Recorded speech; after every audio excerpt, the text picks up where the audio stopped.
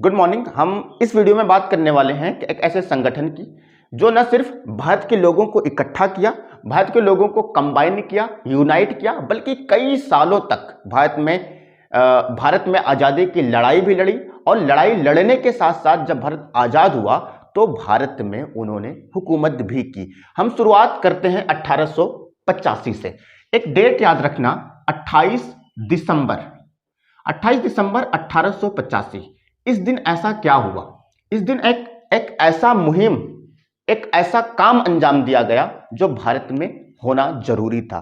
क्यों? क्योंकि भारत के लोग जो थे वो अलग अलग जगह पे बिखरे हुए थे, अलग अलग जगह पे कार्य कर रहे थे।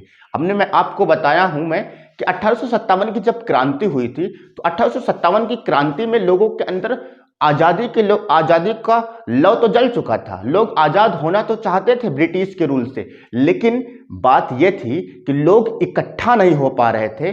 और 1857 की क्रांति इसी वजह से फेल हो गई थी क्योंकि लोग अपने अपने क्षेत्रों को ब्रिटिश रूल से आजाद कराना चाहते थे। कोई भारत को आजाद नहीं कराना चाहता था। कोई अवध को आजाद कराना चाहता था, अवध के लिए लड़ा, कोई झांसी के लिए लड़ा, तो कोई बनारस के लिए लड़ा, तो कोई इलाहाबाद को आजाद कराने के लिए लड़ा। मतलब अलग अलग क्षेत्रों को आजादी के लिए तो लड़ रहे थे 1857 में, लेकिन कोई भारत के लिए नहीं लड़ रहा था। तो यहां पर एक बात समझ में आती है कि भारत के लोग यूनाइट नहीं थे, इकट्ठा नहीं थे, भारत के लोगों में एकता नहीं थी, या यूं कह सकें कि भारत के लोगों में राष्ट्रवाद नहीं था। इस वजह से 1857 की क्रांति फेल हुई थी। लेकिन जब भारत में 1857 की क्रांति फेल हुई तो लोगों को लगने लगा कि नहीं, भारत में एक ऐसे संगठन की जरूरत है, एक ऐसे संगठन की नीड है जो भारत के चारों कोनों को, उत्तर पश्चिम और पूरब और उत्तर दक्षिण सभी क्षेत्रों को यूनाइट कर सके, जोड़ सके। तो एक ऐसा मुहिम, एक ऐसा कार्य अंजाम दिया गया 1885 में। और ये एक ऐसा संगठन बना जो न सिर्फ भारत के लोगों को इकट्ठा किया बल्कि पूरे भारत में आजादी की लड़ाई भी लड़ी। और साथ ही मैं आपको यह भी बताता चलूं कि ऐसा नहीं था कि इस संगठन के बनने से पहले कोई दूसरा संगठन नहीं बना। बहुत सारे संगठन बने, जैसे सुरेंद्रनाथ बनर्जी ने इंडियन एसोसिएशन बनाया, उसके बाद दादा भाई नौरोजी ने बंबई एसोसिएशन बनाया। सारे संगठन थे, लेकिन संगठन की सबसे बड़ी असफलता यह थी कि ये संगठन अपने क्षेत्रों तक सीमित रहा करते थे, ये पूरे भारत में कार्य नहीं कर पाते थे। यही वजह थी ये संगठन बड़े क्षेत्र पर, बड़े पैमाने पर उठकर लड़ाई नहीं लड़ सके थे। इसी वजह से ये संगठन फेल होते चले गए। लेकिन जब लोगों को लगा कि नहीं, अब भारत के लोगों में जब तक जागरूकता नहीं आएगी, भारत के लोगों के अंदर जब तक एबिलिटीज नहीं पैदा होगी कि हम राष्ट्रवाद के लिए लड़ें, तब तक भारत आजाद नहीं हो सकता। और इसी को मद्देनजर रखते हुए बंबई में एक बैठक रखी जाती है। कब? 1885 में, दिसंबर में, इस साल का आखिरी दिन इसमें एक बैठक रखी जाती है। और इस बैठक में जो सबसे बड़ा कदम उठाते हैं उनका नाम था, मैं यहां पे लिख देता हूं, ए.ओ. हुम। ए.ओ. हुम जो थे इस बैठक में सबसे बड़ा कदम उठाते हैं, जो यूं कहें सचिव थे। और इनके बारे में एक बात और आता है, ये सिविल सर्वेंट भी थे, सिविल सर्वेंट भी थे, सिविल सर्वेंट भी थे। और ये रहने वाले कहां के थे? स्कॉटलैंड। और ये संगठन बनाने में ए.ओ. हुम की महत्वपूर्ण भूमिका रही है। और यह बैठक कहां की जाती है? बैठक कहां की जाती है? मुंबई में, बंबई में। यह बैठक होती है बंबई में। और ए.ओ. हुम सचिव भी थे और civil servant, retired civil servant थे, आईएएस अधिकारी, और स्कॉटलैंड के रहने वाले थे। और इस बैठक में होता क्या है? इस बैठक में कई भारतीय भी शामिल होते हैं, जैसे नंबर 1 एम रहमतुल्लाह अलैह, एम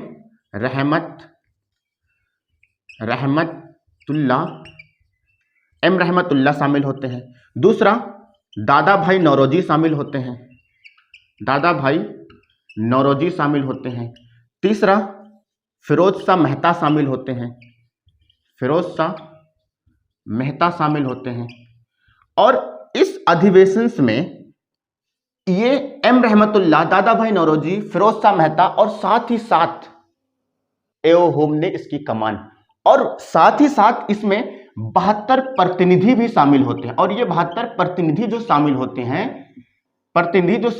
हैं, ये भारत के क्षेत्रों से शामिल होते हैं, भारत के क्षेत्र से शामिल होते हैं, अलग अलग क्षेत्रों से शामिल होते हैं। अब मैं आपको रुक के एक बात बता दूं कि जो 72 प्रतिनिधि शामिल हो रहे हैं, ये वो प्रतिनिधि हैं जो भारत के अलग अलग क्षेत्रों में मजबूत कैंडिडेट्स माने जाते हैं, या यूं कह सकें कि ये जो 72 प्रतिनिधि थे, इनको बुलाया गया था भारत के अलग अलग क्षेत्रों से, ताकि भारत के लोग जो इनसे जुड़े हैं, वो भारत के लोग इनसे, इस संगठन से यूनाइट हो सकें, इस संगठन से जुड़ सके। और ये जो 72 प्रतिनिधि थे, ये भारत के अलग अलग क्षेत्रों से थे, और उस क्षेत्रों से थे जहां पर ये इफेक्टिव थे, मजबूत कैंडिडेट से। तो ये 72 प्रतिनिधि शामिल होते हैं। और दादा भाई नौरोजी, जिन्होंने बंबई एसोसिएशन की स्थापना की थी, और इन्होंने भी कोशिशें कर चुके थे कि भारत को आजादी दिलाई जाए। तो ये सारी बैठक हो रही है, और कहां पर हो रही है? मुंबई में हो रही है। क्यों हो रही है? क्योंकि हो रही है कि हम और ये संगठन किसके खिलाफ? अंग्रेजों के खिलाफ एहतजाज कर सके, और ऐसा कोई संगठन बने जो भारत के लोगों को यूनाइट कर सके और आजादी भी दिला सके। तो इस वजह से ये सारे संगठन बन रहे हैं। अब 1885 में बंबई में बैठक हो जाती है, लेकिन सवाल ये उठता है कि 1885 में जब ये संगठन बना था, तो उस समय भारत का वायसराय कौन था? तो उस समय भारत का वायसराय, मैं इधर नक्शा बनाता हूं, ये हमारा प्यारा भारत। और 1885 में जब ये संगठन बना, तो उस समय भारत का वायसराय था लॉर्ड डफरिन।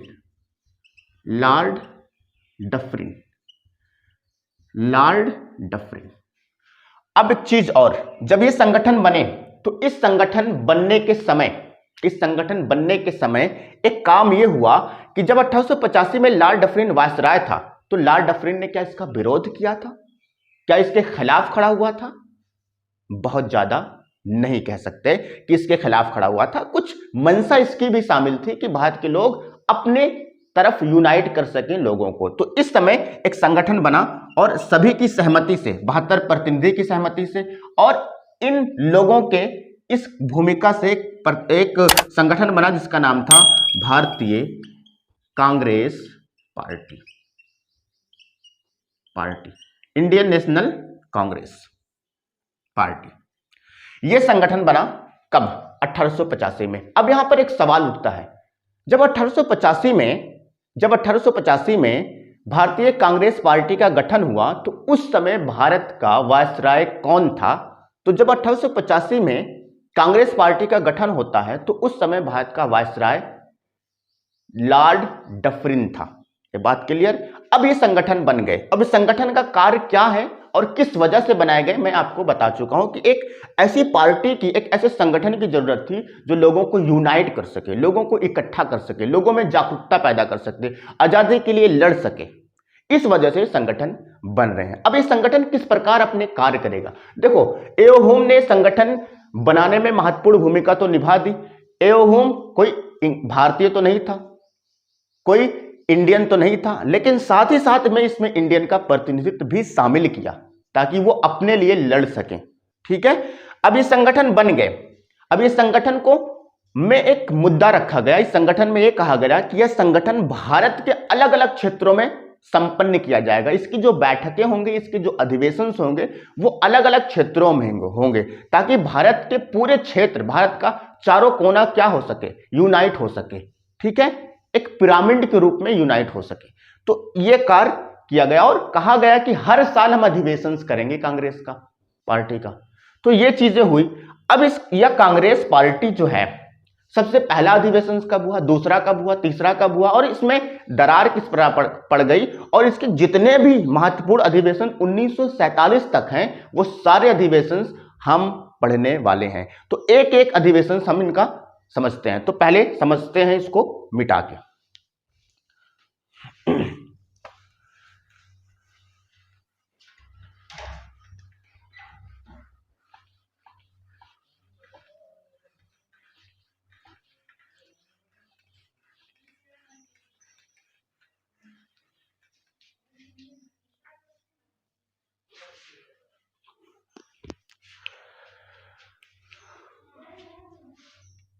भारतीय कांग्रेस पार्टी कब बनी?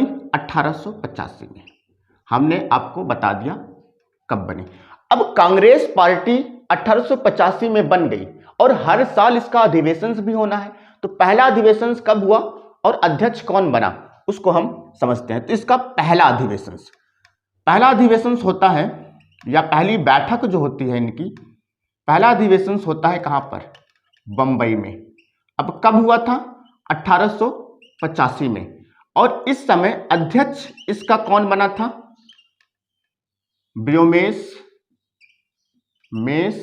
चंद्र बनर्जी। इसके अध्यक्ष कौन बने थे? व्योमेश चंद्र बनर्जी। और इसमें शामिल कौन थे? शामिल कौन कौन हुए थे? इसमें शामिल हुए थे फिरोज शाह मेहता,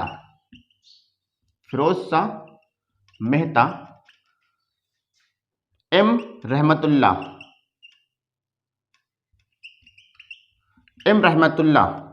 उसके बाद दादा भाई नौरोजी इसमें शामिल होते हैं। देखो, कांग्रेस पार्टी का पहला अधिवेशन बंबई में संपन्न किया जाता है 1885 में, जिसमें कांग्रेस पार्टी के पहले जो अध्यक्ष थे वो व्योमेश चंद्र बनर्जी थे, और उनके कार्य को संचालित करने के लिए, उनका सहयोग देने के लिए, या यूं कहें उनका कॉन्फिडेंस लेवल बढ़ाने के लिए फिरोज शाह मेहता भी शामिल हुए, एम रहमतुल्लाह भी शामिल हुए, दादा भाई नौरोजी भी शामिल हुए। तो यह था कांग्रेस का पहला अधिवेशन। ठीक है। कांग्रेस का दूसरा अधिवेशन होता है, दूसरा अधिवेशन जो होता है वो होता है 1885 में हुआ था, 1886 में। और यह अधिवेशन कहां रखा जाता है? कलकत्ता में। और इसमें और इनको क्या किया जाता है? अध्यक्ष बनाया जाता है। तो सेकंड जो अध्यक्ष हुए, कांग्रेस पार्टी के सेकंड जो अध्यक्ष हुए, दादा भाई नौरोजी हुए। कौन हुए? दादा भाई नौरोजी। ये कांग्रेस पार्टी के सेकंड अध्यक्ष। ठीक है। और दादा भाई नौरोजी के बारे में कहा जाता है कि एक महान इंसान थे और ये पारसी थे। और दादा भाई नौरोजी ने हर क्षेत्रों में, किताब लिखने के क्षेत्र में हुआ तो इन्होंने भारत को आजादी दिलाने के पक्ष में पत्रिकाएं भी लिख डाली, भारत को आजादी दिलाने के पक्ष में इन्होंने संगठन का निर्माण भी कर डाला, भारत को आजादी दिलाने के पक्ष में इन्होंने हर क्षेत्रों में काम किया, चाहे वो पॉलिटिक्स का क्षेत्र हो, चाहे वो राइटिंग का क्षेत्र हो, मतलब लेखनकार हो, चाहे वो पत्रिका का संबंध हो। तो मतलब हर फील्ड में एक्टिव थे ये लोग। इनको लोगों को महारत हासिल थी, इस वजह से इनको क्या कहा जाता था? Grand old man of India. अब आपका सवाल यह होना चाहिए कि किस शख्स को grand old man of India कहा जाता था? तो दादा भाई नौरोजी को grand old man of India से सम्मानित किया जाता था। और दादा भाई नौरोजी ने कांग्रेस के 3 बार अधिवेशन की अध्यक्षता की है। अब कब कब की है मैं यहीं पर बता देता हूं। कांग्रेस के पहली अधिवेशन की अध्यक्षता इन्होंने 1886 में किया था। कहां पर? कलकत्ता में। दादा भाई नौरोजी ने अगला अधिवेशन की अध्यक्षता इन्होंने किया था 1893 में। कहां पर? लाहौर में। और इन्होंने 1906 में अध्यक्षता किया था। ठीक है। तो कांग्रेस के अध्यक्ष 3 बार ये बने, 1893 में, 1886 में और 1906 में। ये कांग्रेस का दूसरा अधिवेशन संपन्न हो गया। ठीक है। अब कांग्रेस पार्टी का तीसरा अधिवेशन जो है, थर्ड अधिवेशन ये होता है मद्रास में। अब कब होता है? 1887 में। और इसकी अध्यक्षता कौन करते हैं? इसकी अध्यक्षता करते हैं बदरुद्दीन तैयब। बदरुद्दीन तैयब इसकी अध्यक्षता करते हैं। और एक चीज और आप जान लें, ये बदरुद्दीन तैयब जो हैं, ये कांग्रेस पार्टी के पहले अध्यक्ष, मुस्लिम अध्यक्ष माने जाते हैं। तो आपका सवाल ये होगा कि कांग्रेस पार्टी के किस अधिवेशन की अध्यक्षता किसी मुस्लिम ने की थी? तो कांग्रेस पार्टी के तीसरे अधिवेशन की अध्यक्षता 1887 में बदरुद्दीन तैयब जी ने किया था, जो प्रथम मुस्लिम अध्यक्ष माने जाते हैं कांग्रेस पार्टी के। अब कांग्रेस पार्टी का तीसरा अधिवेशन मद्रास में संपन्न हुआ।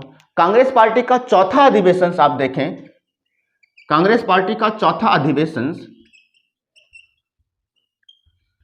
कहां पर होता है? इलाहाबाद में। कहां पर? इलाहाबाद में। कब होता है? 1888 में। अब इसकी अध्यक्षता कौन करते हैं? इसके अध्यक्ष होते हैं जॉर्ज यूले। कौन? George Yule. ये प्रथम अंग्रेज अध्यक्ष थे। कौन अध्यक्ष? अंग्रेज अध्यक्ष थे। जॉर्ज यूले जो थे कांग्रेस पार्टी के, जॉर्ज यूले जो थे कांग्रेस पार्टी के प्रथम अंग्रेज अध्यक्ष थे, जिन्होंने 1888 में कांग्रेस की अध्यक्षता की थी। फाइनल। अब जॉर्ज यूले ने कहां पर अध्यक्षता की थी? इलाहाबाद में अध्यक्षता की थी। अब पांचवा अधिवेशन जो होता है इनका, 5 नंबर जो अधिवेशन होता है वो होता है 1889 में। कहां पर होता है? जगह का नाम बंबई। बंबई में अधिवेशन होता है, जिसकी अध्यक्षता जो करते हैं एक अंग्रेज करता है, जिसका नाम था विलियम वेडरबर्न। विलियम वेडरबर्न, इन्होंने इसकी अध्यक्षता की थी। और पांचवें अधिवेशन में एक सरकार, ब्रिटिश सरकार के सामने एक प्रस्ताव रखा गया था, और प्रस्ताव क्या था? 21 वर्षीय मताधिकार का प्रस्ताव। सरकार के सामने यह रखा गया था पांचवें अधिवेशन में, जो बंबई में संपन्न हुआ था, जिसकी अध्यक्षता विलियम वेडरबर्न ने की थी। उसमें रखा गया था कि जो सरकार में भारतीयों को अपॉइंट करने की बात है, तो वहां पर भारतीयों का जो मतदान अधिकार है उसको 21 वर्ष कर दिया जाए, 21 वर्ष रखा जाए। और यह अधिवेशन कहां पर हुआ? बंबई में हुआ था। अब यहां पर आप एक चीज नोट करें, देखो यहां पर जितने भी अधिवेशन हुए 5 तक, यह अधिवेशन भारत के अलग अलग क्षेत्रों में संपन्न हुए। वो कैसे, मैं आपको बताता हूं। 5 अधिवेशन हुए स्टार्टिंग में कांग्रेस पार्टी के, लेकिन ये 5 अधिवेशन भारत को यूनाइट करने के लिए हो रहे हैं। तो जब भारत को यूनाइट करने के लिए हो रहे हैं, तो ये भारत के अलग अलग क्षेत्रों में अधिवेशन रखे जा रहे हैं, ताकि भारत के लोग इस पार्टी से, इस संगठन से जुड़ सकें और भारत की आजादी के लिए कंधों से कंधा लगाकर लड़ सकें। अब देखो, आप भारत का अगर नक्शा देखोगे, ऐसे भारत का नक्शा देखोगे तो ये नॉर्थ, साउथ, ईस्ट, वेस्ट, ये भारत के 4 कोने। अब भारत का जो पहला अधिवेशन होता है, जिसको बंबई में रखा जाता है 1885 में, तो ये पहले बंबई का इलाका था। तो 1885 में यहां पर होता है बंबई में, और यहां पर इसकी अध्यक्षता होती है, तो भारत के वेस्ट में हो गया। तो एक कोनों को इन्होंने जोड़ा। अब इसका दूसरा अधिवेशन ये बंगाल का इलाके में आता है, कलकत्ता। बंगाल के इलाके में आता है क्या? कलकत्ता। और यहां पर इसका दूसरा अधिवेशन होता है 1886 में। ठीक है। उसके बाद 1887 में आता है मद्रास। ठीक है, मद्रास 1887 में।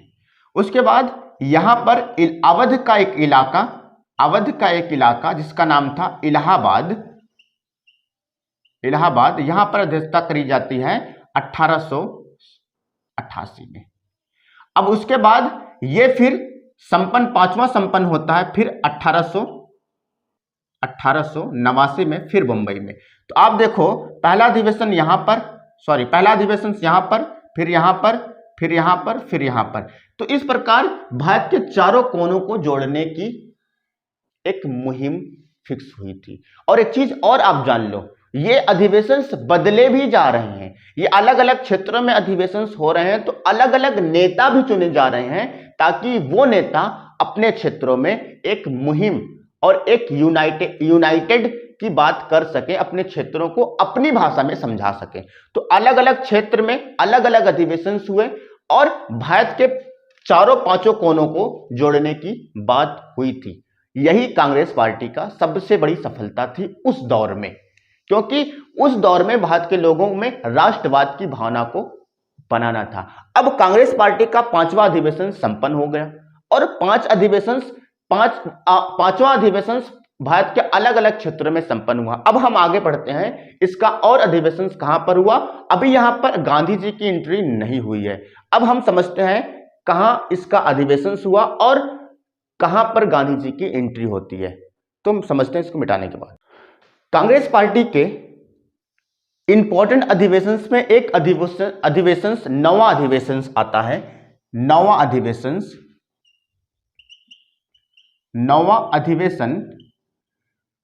अधिवेशन संपन्न होता है लाहौर में। कब? 1893 में।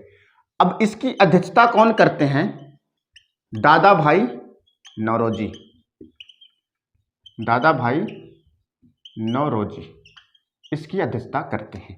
देखो, कांग्रेस पार्टी के हम वो अधिवेशन पढ़ेंगे इस वीडियो में जो अधिवेशन एग्जाम के लिए भी जरूरी है और आपको जानना भी जरूरी है। ठीक है, बाकी अधिवेशन हम स्किप करते चले जाएंगे। अब हम 5वां अधिवेशन के बाद 9वां अधिवेशन पढ़ते हैं और क्यों जरूरी है मैं इसमें आपको बता दूंगा। 9वां अधिवेशन संपन्न होता है 1893 में, लाहौर में संपन्न होता है। उस समय लाहौर आज पाकिस्तान में है, लेकिन उस समय लाहौर जो था वो इंडिया का भाग था। दादा भाई नौरोजी जो थे इसमें कांग्रेस पार्टी की अध्यक्षता करते हैं, कांग्रेस पार्टी को लीड करते हैं और इसमें ब्रिटिश सरकार के सामने एक प्रस्ताव रखा गया।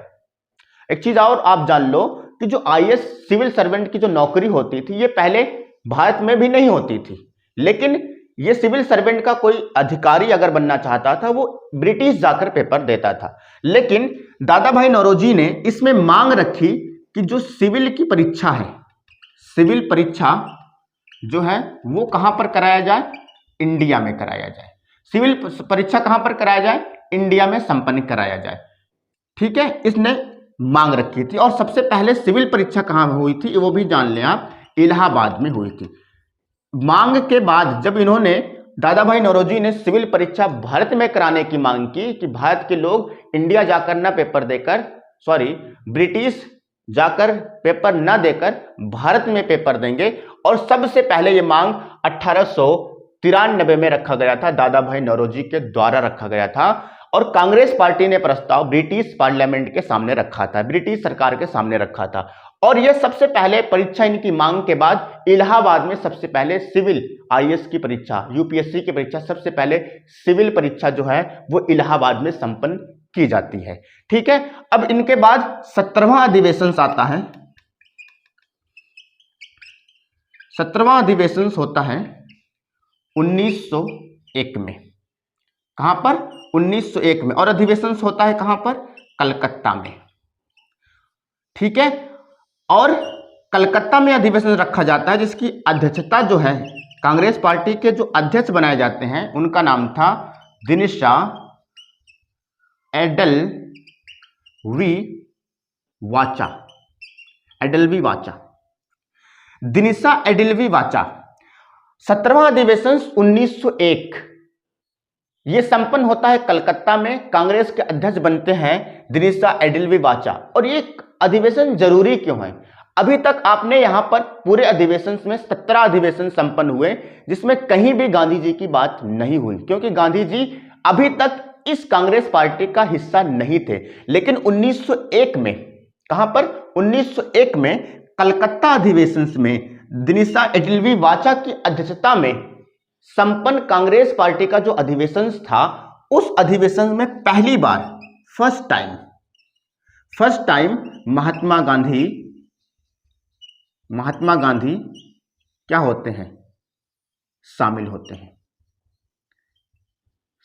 हैं। अब आपका यहां पर सबसे इंपॉर्टेंट सवाल, और एग्जामिनर पूछता है कि किस अधिवेशन में महात्मा गांधी ने कांग्रेस पार्टी में सम्मिलित हुए थे, या किस अधिवेशन में महात्मा गांधी ने कांग्रेस पार्टी की कमान संभाली थी या कांग्रेस पार्टी में शामिल हुए थे।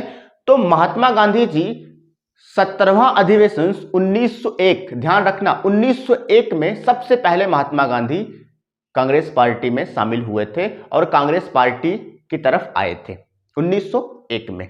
और उस समय जब महात्मा गांधी कांग्रेस पार्टी में शामिल हुए तो उस समय कांग्रेस पार्टी की अध्यक्षता किसने की थी? तो दिनिशा एडिल्वी वाचानिया, इन्होंने अध्यक्षता किया था। इसलिए यह अधिवेशन जरूरी हो जाता है। अब आगे 20वां अधिवेशन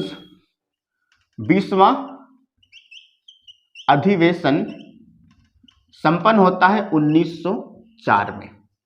कहां पर संपन्न होता है? बंबई में। 1904 में संपन्न होता है sir Henry cotton. Sir Henry cotton जो है ये इंग्लिश या अंग्रेज लीडर था। इन्होंने इसकी अध्यक्षता की थी 1904 में। 20वां अधिवेशन 1904 में जब संपन्न हुआ था तो इसकी अध्यक्षता सर हेनरी कॉटन ने किया था। और यह अधिवेशन जरूरी क्यों हो जाता है? क्योंकि पाकिस्तान के संस्थापक मोहम्मद अली जिन्ना पहली बार कांग्रेस पार्टी में शामिल हुए थे। कब? 1904 में 20वां अधिवेशन, जिसकी अध्यक्षता सर हेनरी कॉटन कर रहे थे। और उस समय सबसे पहले मोहम्मद अली जिन्ना कांग्रेस पार्टी में शामिल हुए थे। तो इसमें पहली बार, फर्स्ट टाइम, मोहम्मद